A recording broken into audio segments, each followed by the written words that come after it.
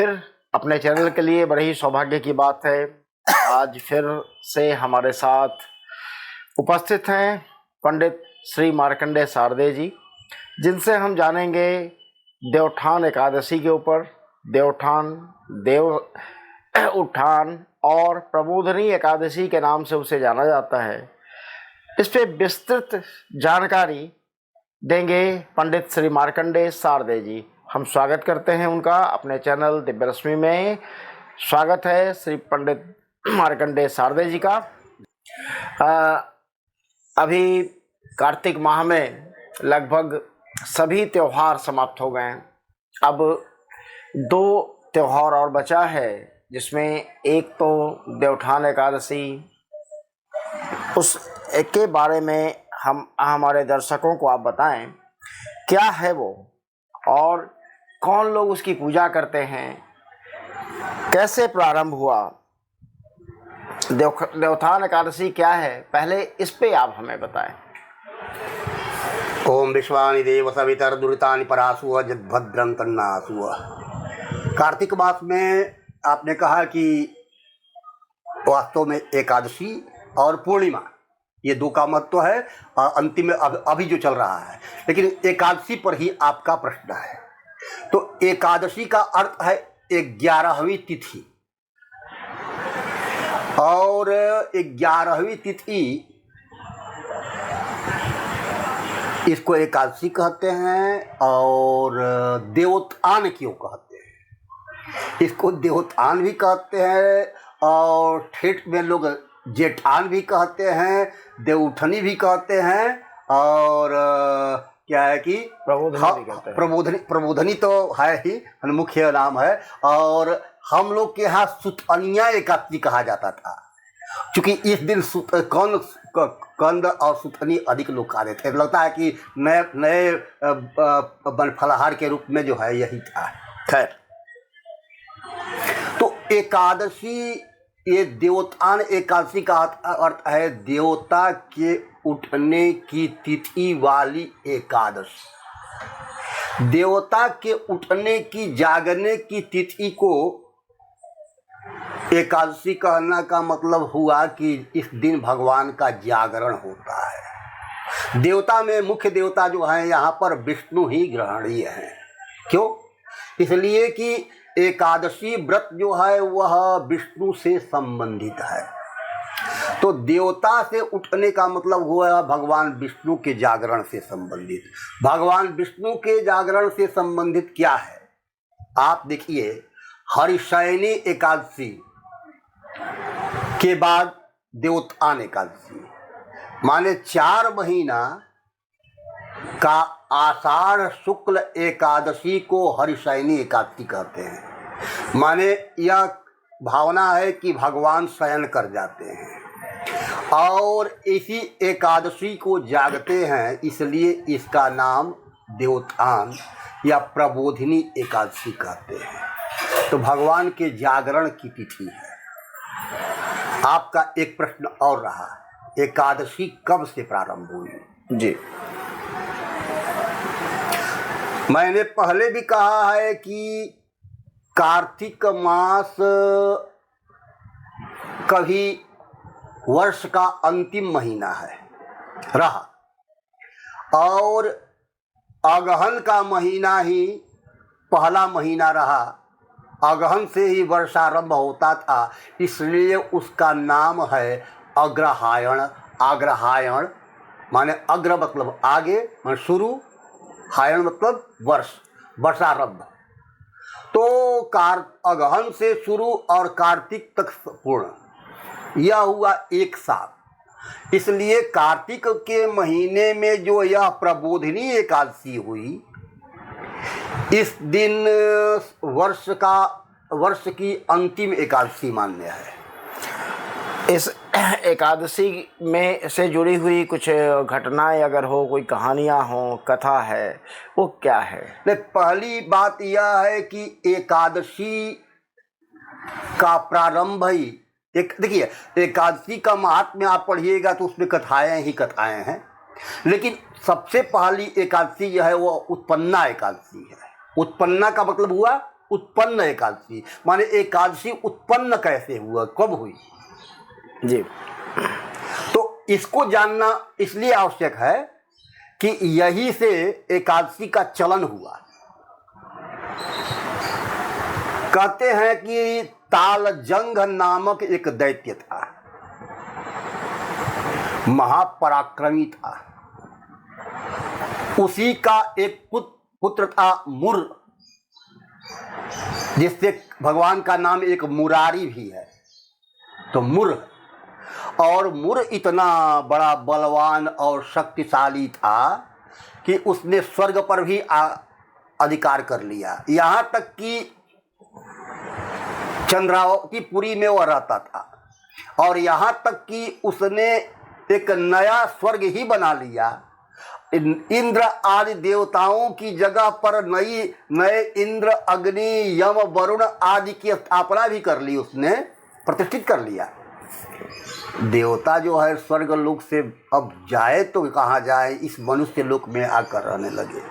अंत में महादेव जी के पास गए। महादेव जी से ने कहा कि आप लोग विष्णु के पास जाएं। विष्णु की प्रार्थना की तो वे विष्णु भगवान ने उस पर आक्रमण किया। फिर उसने वह कब नहीं था, भगवान विष्णु, देखिए एक ही बात है कि आपकी शक्ति कितनी है यह जानना कठिन हो जाता है। फिर भी भगवान विष्णु जो है वह माने गए हैं सर्वशक्ति संपन्न देवता। तो उन्होंने उसने क्या किया, भगवान विष्णु का पीछा किया। भगवान विष्णु आगे गए। यह योजना है, युद्ध की अभी रणनीति है कि हमको कैसे इसको कहाँ मारना है। तो उन्होंने क्या किया कि आगे चल करके गुफा में घुस गए। गुफा में घुस गए तो उस गुफा में भी वो गया। अंत में भगवान शयन करने लगे गुफा में, और वहाँ भी पीछा किया हुआ, और वहाँ पर गया। तब तक से भगवान के शरीर से एक कन्या उत्पन्न हुई, और उस कन्या ने बहुत ही सुंदर थी लेकिन शक्तिशाली भी थी।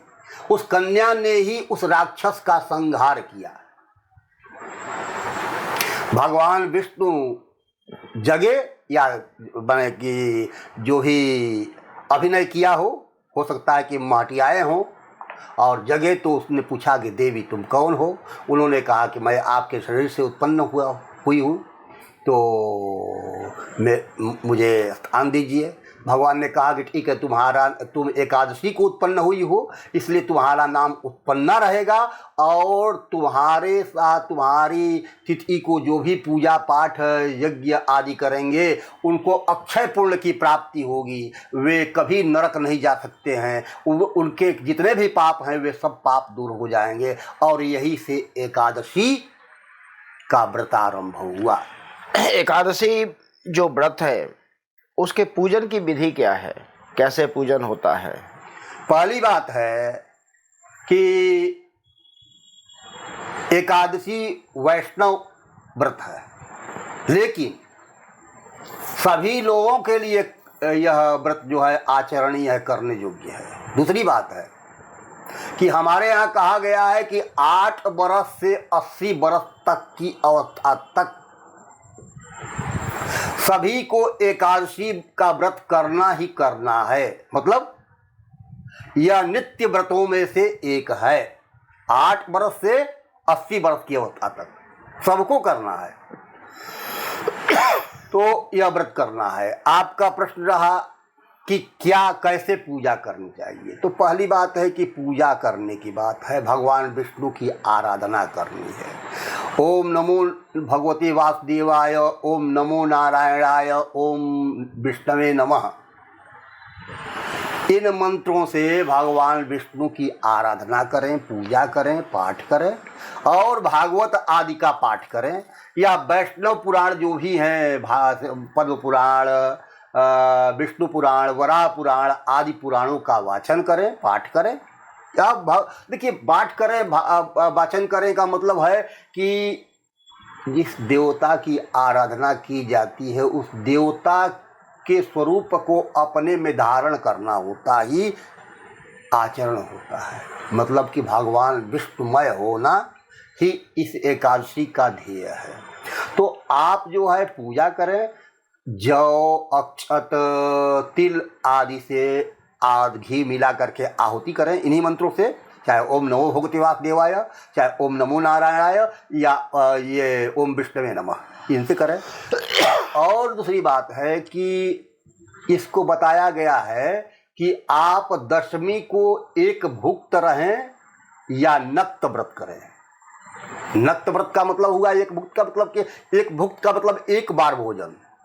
नक्त व्रत का अर्थ है दो तरह का, नक्त व्रत दो तरह का है।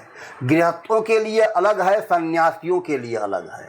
गृहस्थों के सन्यासियों के लिए क्या है, 48 मिनट सूर्यास्त से 48 मिनट पहले जो है भोजन करना, शुद्ध शाकाहार जो है ना, हविष्य भोजन वह करना है। तो एक हुआ। और गृहस्थों के लिए है कि सूर्यास्त से 48 मिनट बाद, जैसे कि आप देखते हैं खरना करती हैं स्त्रियां, खरना करती हैं तो वो करती क्या है, सूर्यास्त होने के बाद जो है 48 मिनट बीतता है, उसके बाद जो है वह एक भुक्त करती हैं, खीर पूड़ी रोटी खाती हैं। यही नक्त व्रत है। तो नक्त व्रत करना है। अगले दिन जो है उपवास करना है। उपवास करना भी आज के युग में कितना संभव है मैं नहीं कह सकता हूँ, लेकिन मैं इतना ज़रूर कहता हूँ कि चूँकि अन्नाहार तो संभव नहीं है, जलाहार करें, फल कम से कम फल और जल का सेवन करें, यह जरूरी है। उसके बाद से जो है आप अगले दिन जो है, उसके बाद अगर उतना भी नहीं संभव है तो उस दिन भी जो रोगी हैं, जो बाल हैं, बाल, वृद्ध और रोगी, इन तीनों के लिए छूट बताई गई है। इसलिए मैं कहता हूँ कि उन्हें चाहिए क्या, एक भुक्त ही संभव है तो एक भुक्त ही, माने दिन भर उपवास करें, रात को अगर अन्न शुद्ध भोजन कर सकें तो कर लें। यह भी एकादशी में दोष नहीं होता। इसलिए प्रायः हम लोग क्या कहा जाता है कि कुछ लोग क्या करते हैं, चावल नहीं खाते हैं, एकादशी को रोटी खा लेते हैं। तो ये ऐसा कुछ शास्त्रीयता मुझे नहीं मिली है, लेकिन लोग करता है। तो एक भुक्त वो करने के बाद है। अगले दिन जो है स्नान पूजा करके दान करना। दान करने का बड़ा महत्व है, इसलिए कि आपने एक दिन भोजन नहीं किया, वह अन्न बच गया आपका, उस अन्न को आपने किसी को, जरूरतमंद को दिया। यही उद्देश्य रहा कि माने एक दिन सोचिएगा, अगर यह दान जो है, हम अपने देश में अगर ये करीब 150 करोड़ लोग हैं, उनमें से अगर 50 लाख लोग भी अगर व्रत करता है एकादशी का, 25 लाख लोग ही व्रत करता है एकादशी का, और 25 लाख लोग अगले दिन अन्नदान करता है, तो 25 लाख लोगों के लिए भोजन की व्यवस्था हो गई कि नहीं हो गई। यह बड़ी बात है। यही हमारी भारतीय संस्कृति की बड़ी उपलब्धि है और बड़ी देन है। तो यह भावना है। तो यह इसलिए अन्नदान का महत्व है। अन्नदान जो है करना ही करना है। दान के बाद उपदान होता है। उपदान का मतलब क्या हुआ, जितना आपने दान किया है, जितने मूल्य की वस्तु आपने दान की है, बटा 10, मान 100 रुपये का आपने भोजन दान, अन्नदान किया है, तो 10 रुपया उस पर दक्षिणा के रूप में रखिएगा। इसको कहते हैं उपदान। खैर, तो यह करना है एकादशी को, और प्रत्येक एकादशी को करना है। इसको एकादशी करने से इतना महात्म्य बतलाया गया है कि धन धान्य की समृद्धि होती है, और पूर्व जन्म में किए हुए पापों की निवृत्ति होती है, और भी आगे के लिए वैकुंठ वास, जिसको हम कहते हैं सालुक्य, सामिप्य, सायुज्य मुक्ति, तो वह मुक्ति की भी प्राप्ति होती है। मतलब कि धर्म की जो परिभाषा है, क्या परिभाषा है हमारे यहाँ धर्म की, जतोभ्युदय निश्चय सिद्धि सधर्म, जिसको करने से इस लोक में सुख समृद्धि की प्राप्ति होती है, अंत में स्वर्ग वैकुंठ की प्राप्ति होती है, उसे धर्म कहते हैं। यह धर्म की हमारी परिभाषा है। ये देवउठान एकादशी में भगवान विष्णु को जो जगाया जाता है, उसकी विधि क्या है, वो कैसे उन्हें उठाया जाएगा, क्या मंत्र होता है, कैसे लोग करते हैं? पहली बात है कि भगवान विष्णु को जगाना, इस पर थोड़ा सा मुझे जो आता है या मैं जो समझता हूँ वह मैं बता रहा हूँ, शास्त्रीयता से अलग। प्राचीन काल में ये 12 ये जो 4 महीने रहे जिसको कहते हैं चातुर्मास्य जी। तो ये 4 महीने बरसात के रहे। बरसात में पहले मंदिर घर घर में नहीं होते थे, गांव गांव में भी मंदिर नहीं हुआ करते थे, दूर दूर मंदिर हुआ करते थे। तो दूर दूर मंदिर हुआ करते थे तो पुजारियों को भी पूजा करने में असुविधा होती थी। आप देखते हैं बद्रीनाथ को नीचे ले आया जाता है तो ऊपर ले जाया जाता है, फिर समय से जो है किया जाता है। ऐसे ही जो है प्राचीन व्यवस्था रही हमारे यहाँ। तो उसमें करते क्या थे कि चूँकि आप सोचिए कि पुरोहित को, पुजारी को जो है और बाढ़ आई है तो कैसे जाएगा वह पूजा करने के लिए? रोज जाएगा शाम सुबह? नहीं, संभव नहीं था। तो इसलिए उसकी व्यवस्था की गई कि पहली बात है कि ये जो है ये 4 महीने जो हैं इसमें भगवान शयन करेंगे। तो भगवान शयन करेंगे उस समय, चूँकि बरसात का समय था तो कोई काम हो नहीं पा रहा था, केवल खेती का काम होता था, आना जाना सब बंद था। तो इसमें हुआ, इसलिए मेरी समझ से फिर ये जो बरसात बीती और उसके बाद जो है ये शरद ऋतु आई, चारों ओर सूखा हो गया, जल का जो बरसाती वातावरण खत्म हुआ, तब भगवान को जगाते हैं।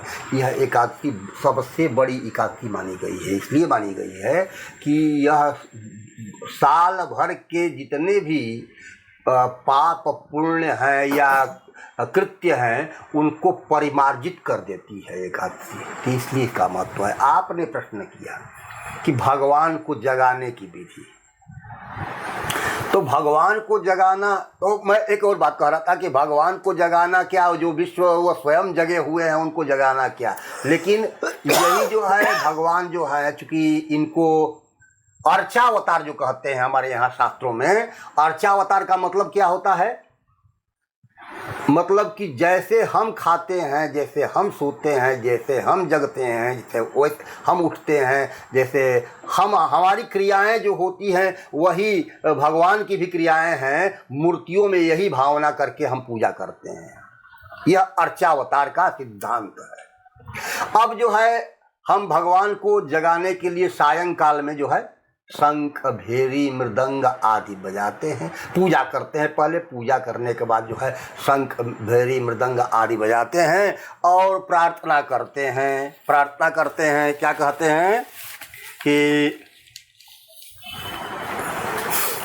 इंद्र रुद्रै अभिवन्द्यमानो भवान् ऋषिः वंदित वंदनीय प्राप्ता तवेयं किल कौमुदाख्या जागृष्व जागृष्व च लोकनाथ मेघागता निर्मल चंद्रपूर्ण शारद्य पुष्पाणि मनोहराणि अहं ददानी च पुण्य हेतु जागृष्व जागृष्व च लोकनाथ उत्तिष्ठ तिष्ठ गोविंद त्यज निद्रां जगत्पदे त्वया चुत्थीयमानेन प्रोत्थितं भुवनत्रयम्।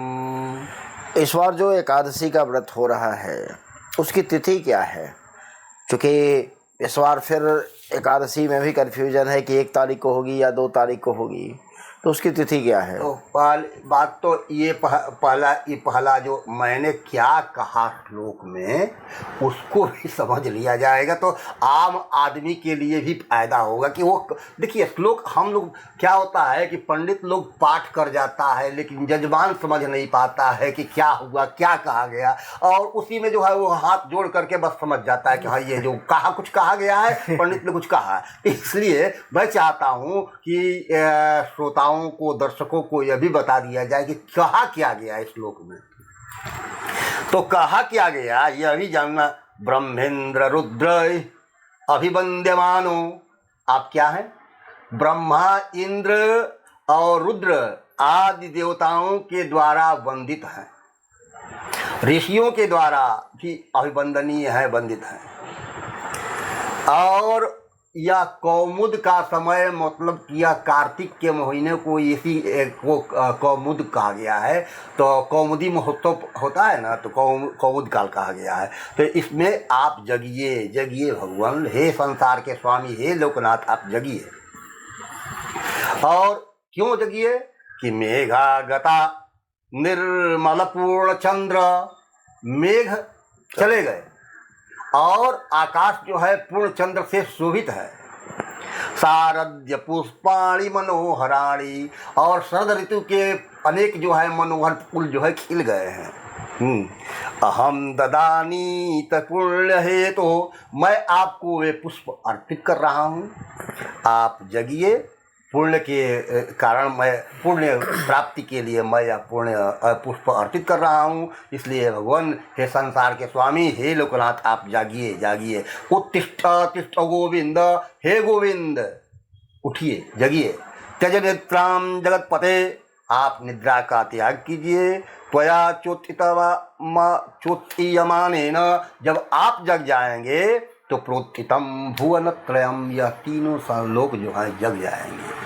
भगवान के जगने में ही तीनों लोक का जागरण है, भगवान के सोने में ही तीनों लोक का स्वयं है। इसका रहस्य यह है कि चूंकि बरसात के काल में, बरसात के समय के कारण जो है हम कोई काम काज नहीं कर पा रहे थे, धर्म अर्थ काम मोक्ष, कोई काम संभव नहीं हो पा रहा था। तो अब जो है तीनों लोक का जो है जागरण हो जाएगा, आप जगिए। तो इस तरह से भगवान की प्रार्थना करके, पूजा करके, और वो शंख मेदी मृदंग आदि से पूजा करके, वही जौ चावल तिल आदि की घृत में हवन कीजिए और भगवान को आरती कीजिए। अंत में पूजन कर दीजिए। पूजन करने के बाद भगवान जग जाएंगे तो पूजन कर दीजिए। पूजन का देखिए संक्षिप्तोपचार भी है और बृहतोपचार है, तो इससे पूजन कर देना चाहिए। पूजन करने के बाद जो है अंतिम में आरती ही पूर्ति होती है।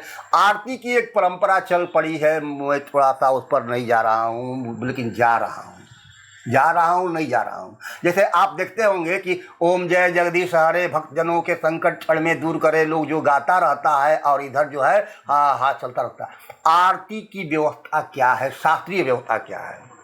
7-14 बार है घुमाने के लिए, बस 4 बार चरण पर, 2 बार नाभि पर, 1 बार मुख पर और सर्वांग पर 7 बार। ये 14 बार घुमाने में ही है। आप 5 आरती गाते रहिए, लेकिन वास्तव में इतनी ही आरती करने की बात है। और जो है तो मेरी समझ से इतना होता है कि आरती जब गाने की बात आए तो आरती पहले कर लीजिए, उसके बाद से आरती की थाल रख दीजिए, उसके बाद से आप भजन 5 गो आरती गीत गाइए, 50 गो गाइए। लेकिन वो तो स्तोत्र हो गया, न कि आरती का मंत्र है वह। इसलिए आरती का मंत्र जो है वह कीजिए और वह यह कीजिए। हाँ, आपका प्रश्न क्या था?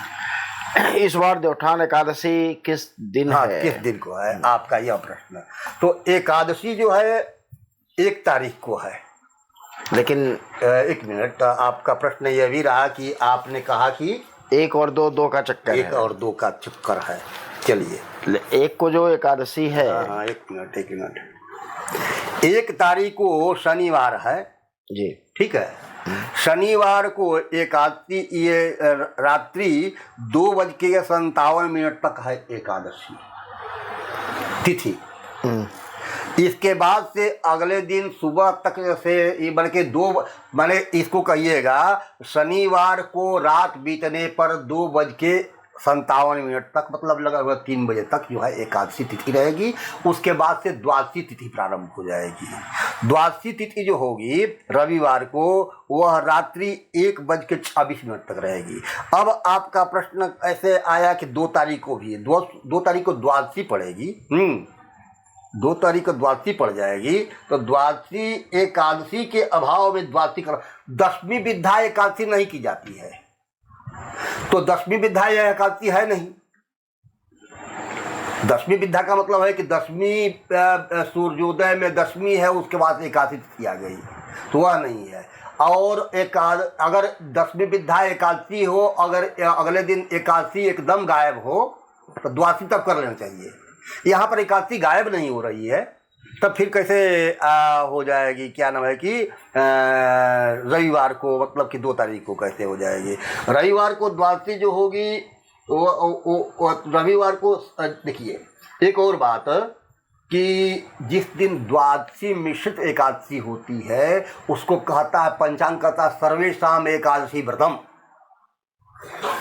माने सर्वेशाम मतलब अस्मार्ता नाम वैष्णवा नाम च, माने अस्मार्तों के लिए वैष्णव लोग द्वादशी पर अधिक जोर देता है लोग, इसलिए पूर्णतः अगर पूर्ण एकादशी हो तो वे द्वादशी कर लेना पसंद करेंगे। लेकिन ऐसा इसमें नहीं है, इसमें सर्वेशाम एकादशी व्रतम लिखा है, मतलब कि वैष्णवों के लिए भी यही एकादशी है और गृहस्थों के लिए भी यही एकादशी है। इसलिए 1 तारीख को ही सर्वेशाम देखिए श्री हरि प्रबोधनी एकादशी व्रतम सर्वेशाम देवोत्थानम प्रबोधनोत्सव देवोत्थान एकादशी है ना, इसमें कहीं है ही नहीं है। 1 तारीख को एकादशी मनाई जाएगी जी, इसमें कहीं कोई दोष कोई संदेह नहीं है, कोई संदेह नहीं है। और एकादशी के दिन एक चीज और होता है, देवोत्थान एकादशी के दिन ही तुलसी विवाह जी, वो क्या संदेश देता है? देखिए एक बात है, पहली बात एकादशी को ही नहीं होता है, एकादशी से पूर्णिमा तक। कार्तिक पूर्णिमा को तुलसी का जन्म हुआ था, कार्तिक्याम पूर्णिमास्याम च तुलसिया जन्म मंगलम कहा गया है। हाँ, संदेश क्या है? हमारे यहाँ कन्यादान का बड़ा महत्व है, कन्यादान का बड़ा महत्व है। और कहा कन्यादान के आज कुछ लोग कह रहा है कि कन्या का दान क्या हो रहा है। हाँ, कन्या कोई वस्तु है कि जो दान करने की बात है। ऐसी भ्रांतियां उत्पन्न हो रही हैं, जो भारतीय संस्कृति को समझ नहीं पाते हैं वही उपदेशक हो गए हैं। खास करके ये आधुनिकता में जो रंगे हुए हैं वे फिल्मकार भी। तो कन्यादान का महत्व है, कहा गया है कि 10 पीढ़ी पूर्व की, 10 पीढ़ी बाद की, और एक जो करता है 21 पीढ़ियों का उद्धार करता है कन्यादान। कन्यादान का महत्व पहले जो था आज भी है। प्रायः जो है गरीब ब्राह्मणों आदि के बच्चियों का विवाह लोग करा दिया करते थे, है ना, कन्यादान करते थे स्वयं।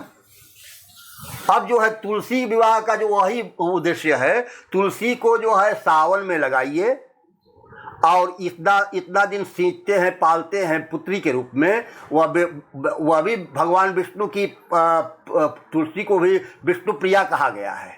एक तरह से वह भी लक्ष्मी ही है, और लक्ष्मी को विष्णु को देना।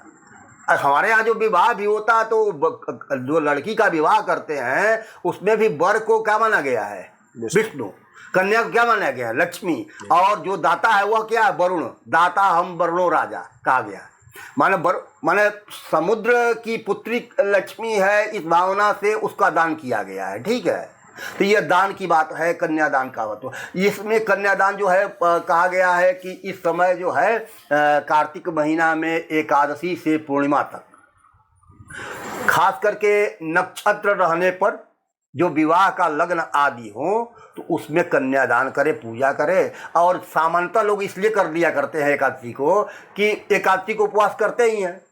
शाम को गोधूली बेला में भगवान का जागरण होता है, गोधूली बेला में भगवान को जागरण करना है ना, तो गोधूली बेला में भगवान का जागरण होता है। उसके बाद उसके में कन्या विवाह का जो विधि है, कन्या विवाह की भगवान की विधि होती है। उसके बाद जो है पहले तो बाजा वजा सब बजता था, वैसे ही जो है लोग विवाह करते थे, आज भी करते हैं। बहुत लोग जो है कन्या विष्णु भगवान के साथ सालग्राम के साथ शिला के साथ जो है गठबंधन करते हैं और कन्यादान करके उनको विदा करते हैं अपने यहाँ से। वही सालग्राम लेकर के जो विधि है वही विधि है, विवाह की जो विधि है वही विवाह की विधि है। इसमें जो अपनी सनातन परंपरा रही है, ये तुलसी विवाह एक पर्यावरण संरक्षण का भी संदेश तो देती है।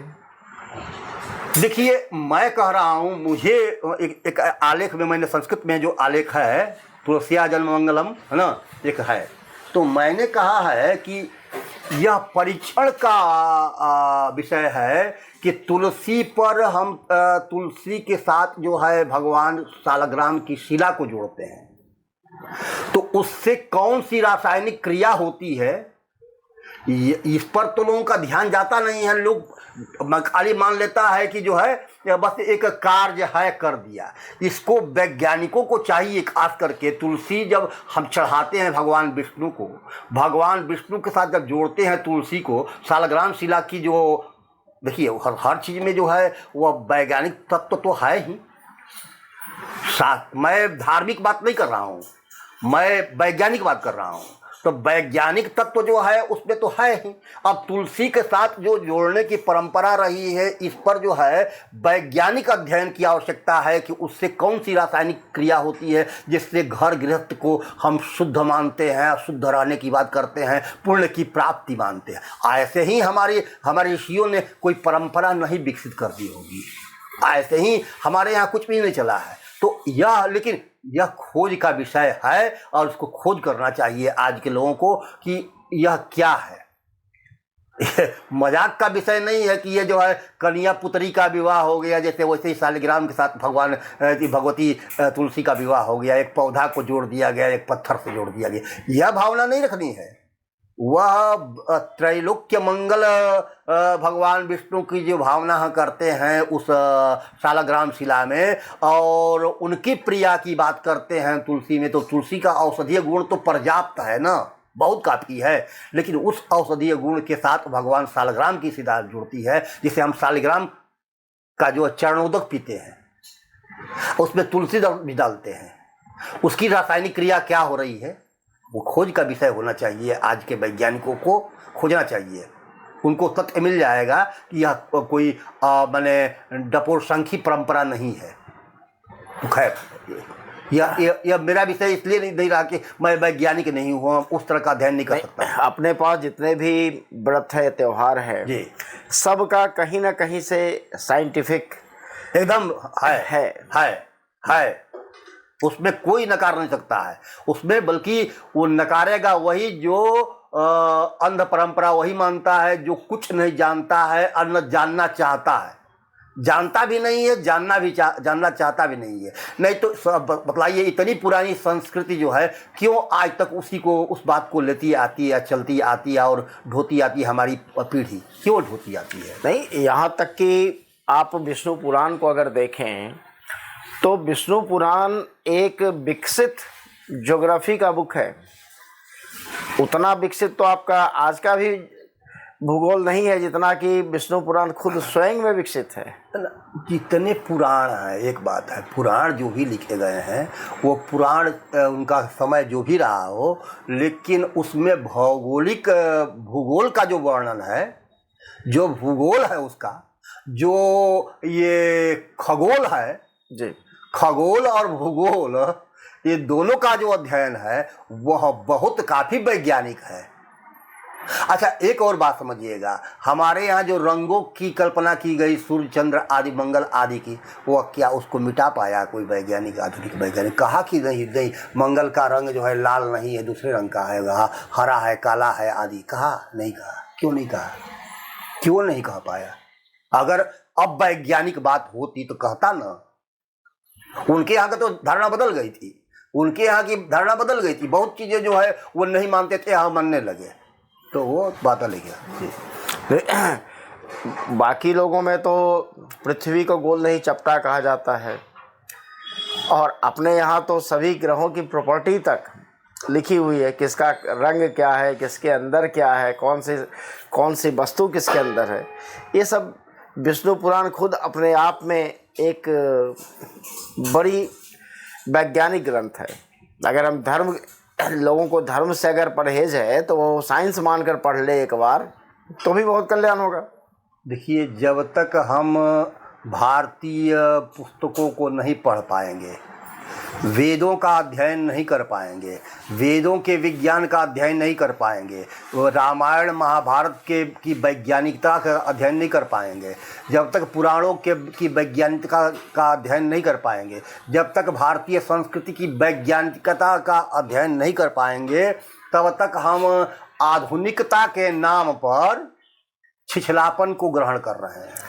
ये आधुनिकता है या मूर्खता है? नहीं, वो देखिए, हम मूर्खता इसलिए नहीं कर रहे हैं, वे समझ रहे हैं कि आधुनिक विज्ञान ने जो दिया है, उपभोग की वस्तु ने दी है, उसी को वे पर्याप्त मान रहे हैं और उधर की ही बात मान रहे हैं। लेकिन वे ये नहीं जानते हैं कि उसमें बहुत काफ़ी जो है विदेशों में हमारी ही वस्तु गई है और उसी का जो है रूपांतरण हुआ है। हम गुलाम रहे बहुत दिनों तक और हमारी ही वस्तुएं ले जा करके उन लोगों ने जो परिवर्तित कर दिया है, वही जो है आज विकसित विज्ञान का एक रूप दिखाई पड़ता है, जो कि हमारे यहाँ ही है, हमारे यहाँ की वस्तुएं हैं। चाहे न्यूटन का गति सिद्धांत लीजिएगा, ये गुरुत्वाकर्षण लीजिएगा, ये सब हमारे यहाँ ही पुरानी बातें रही हैं। लेकिन हम अपनी चीज़ों को स्वीकार नहीं कर पाते हैं, तब तक स्वीकार नहीं कर पाते हैं जब तक कि विदेश से वहाँ पर रिकमेंडेशन नहीं मिल जाता है कि हाँ ये भारत की चीज़ जो है बहुत बढ़िया है। जब तक नहीं मिल जाएगा, हमारी भाषा, हमारे वर्ण, हमारा व्याकरण, हमारे जो भी छुइएगा वह बहुत वैज्ञानिक है। इसलिए पाणिनि जो हैं विश्व के सबसे प्रथम भाषा वैज्ञानिक माने जाते हैं। ऐसे ही नहीं माने जाते हैं, भाषा की टकसाली रूप दिया उन्होंने, इसलिए ऐसा हुआ। तो हमारा धर्म जो है यूं ही नहीं बना है, परिष्कृत संस्कृत आता गया है, उसमें विकास होता गया है। ये नहीं कि लकीर के फकीर रहते गए, हमने बहुत विकास किया है। पुराणों ने वेदों की बातों का बहुत विकास किया है, तब आज परिष्कृत संस्कृत रूप में जो है हमारी परंपराएं विकसित हुई है। इसलिए उसको ग्रहण करने की बात है। आप एकादशी करते हैं, महीना में एक दिन एकादशी कीजिएगा, कम से कम दो करना है। 24 एकादशी होती है, हर एक शुक्ल पक्ष और कृष्ण पक्ष के दोनों की एकादशियाँ, और कभी मलमास पड़ जाएगा तो 24-2-26 हो जाएगा। हाँ, ये सभी को करने की बात आई है। और इन एकादशियों को एक दिन आप उपवास करते हैं, मतलब क्या हुआ, आप अपने इस शरीर के इनके इंजन को जो है, यंत्र को विश्राम देते हैं। उससे क्या होता है, आज की भाषा में टॉक्सिन जो होता है उसकी कमी आती है, मतलब कि शरीर की शुद्धि होती है। मतलब क्या होता है, शरीर में नई ऊर्जा का संचार होता है। इसलिए हमारे यहाँ व्रत बतलाए गए हैं। इसलिए कम से कम 15 दिन पर एक उपवास जरूर करना है ना। तो इससे क्या होगा कि आपके शरीर की शक्ति जो है बढ़ेगी। और रोज़ खूब ठेलते रहिएगा इसी में, है ना। भोजन खूब डालते रहिए, रोज़ डालते रहिए 5 बार। होगा क्या, अंत में जो है पाचन क्रिया जो है कमज़ोर हो जाती है, लीवर कमज़ोर हो जाता है, और उसके बाद से शरीर भी कमज़ोर हो जाता है। इसलिए एकादशी को नित्य व्रत कहा गया है, नित्य व्रत कहा गया है। ठीक है जी, बहुत बहुत आभार आपका। आपने दर्शकों को अच्छी जानकारियाँ दी एकादशी के बारे में जो बताया। आशा है दर्शक इससे लाभान्वित होंगे। बहुत बहुत आभार आपका। धन्यवाद।